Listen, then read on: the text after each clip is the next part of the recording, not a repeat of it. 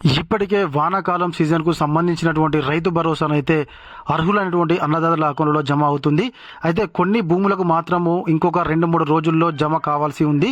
ఆ భూములు ఏంటి అనే దాని గురించి మనం ఈ వీడియోలో తెలుసుకుందాము. అదేవిధంగా ఎవరికైనా రైతు భరోసా 9 ఎకరాల కంటే తక్కువ ఉన్నటువంటి వారికి రైతు భరోసా రాకపోతే ఎవరిని సంప్రదించాలి, ఏం చేయాలి అనే దాని గురించి కూడా మనం ఈ వీడియోలో తెలుసుకుందాము.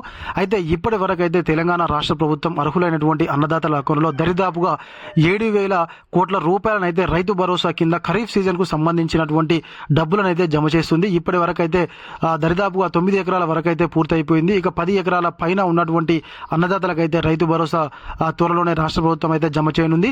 అయితే కొన్ని భూములకైతే 2-3 రోజుల్లో రైతు భరోసా 6,000 రూపాయలనైతే అకౌంట్లో జమ చేస్తా ఉంది అని చెప్పేసి చెప్తున్నాను కదా.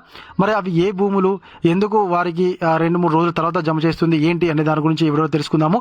అంతకంటే ముందు ఇంకా ఎవరైనా కొత్తగా మన వీడియో చూస్తున్నట్లయితే సబ్స్క్రైబ్ చేసుకోకపోతే వెంటనే సబ్స్క్రైబ్ చేసుకుని పక్కన ఉన్నటువంటి గంట సింబల్ అయితే నొక్కండి. ఇప్పుడైతే మనము టాపిక్ లోకి వెళ్ళిపోదాము.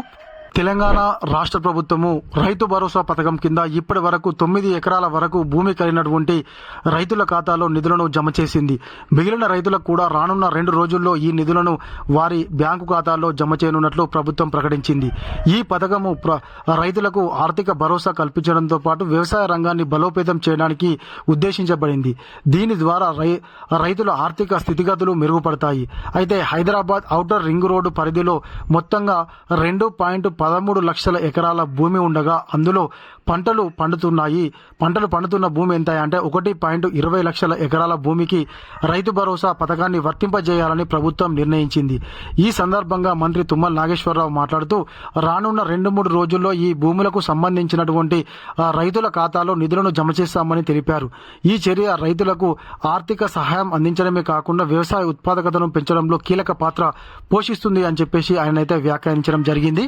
అయితే రాష్ట్ర ప్రభుత్వము కేవలము పంట పండించినటువంటి భూములకు మాత్రమే రైతు భరోసా ఇస్తామని చెప్పేసి మొదటి నుంచి చెప్పుకుంటూ వస్తున్న విషయం మనందరికీ తెలిసిందే కదా.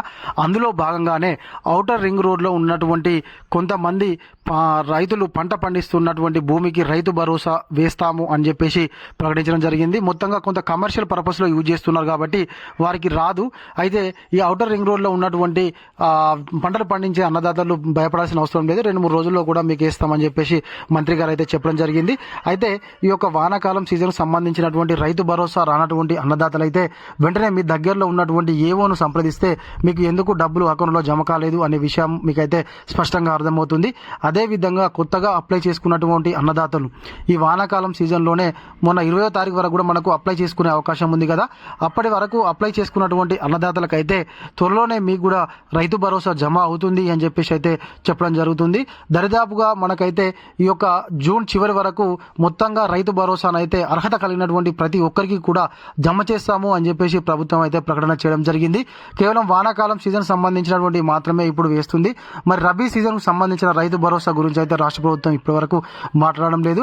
మరి 4 ఎకరాల వరకు మాత్రమే రబీలోనైతే మనకు రైతు భరోసా ఇవ్వడం జరిగింది. మరి మిగిలిన అన్నదాతలకు రైతు భరోసా ఇస్తుందా లేకపోతే అంతే సంగత అనే దాని మీద అయితే క్లారిటీ రాలేదు. మరి దీని మీద క్లారిటీ ఇవ్వాల్సిందైతే ఖచ్చితంగా వ్యవసాయ శాఖ మంత్రి గారు దీని మీద స్పష్టతనిస్తే అన్నదాతలు అయితే ఏదో విషయం గురించి తెలుసుకుంటారు కదా. కాబట్టి త్వరలోనే రైతు భరోసా యాసంగి సీజన్ సంబంధించింది కూడా అన్నదాతల అకౌంట్లో జమ చేయాలి అని చెప్పేసి అన్నదాతల పక్షాన్ని అయితే నేను రాష్ట్ర ప్రభుత్వాన్ని అడుగుతున్నాను. ఇది కాబట్టి మన వీడియో. ఈ వీడియో కనుక మీకు నచ్చినట్లయితే ఖచ్చితంగా ఒక లైక్ చేయండి, కామెంట్ చేయండి. ఎవరైనా కొత్తగా మన వీడియో చూస్తున్నట్లయితే సబ్స్క్రైబ్ చేసుకోకపోతే వెంటనే సబ్స్క్రైబ్ చేసుకొని పక్కన ఉన్నటువంటి గంట సింబల్ నొక్కండి. Thank you.